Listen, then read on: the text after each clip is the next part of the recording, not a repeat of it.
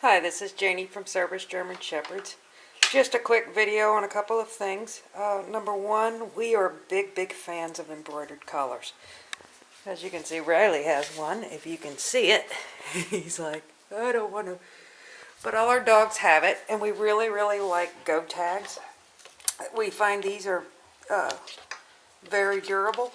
And Prima, they're not good for training. What these are good for is essentially identification. We do chip our dogs, but you know, if your dog gets loose and people see a phone number on there, they're more inclined to help. So highly recommend those. We also buy these generally in bulk, but this was an add-on item, and that's the Kong Flyer. Don't use these with puppies necessarily, because you don't want them encouraging them to jump while their bones are growing.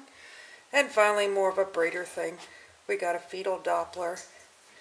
We ought not to do x-ray.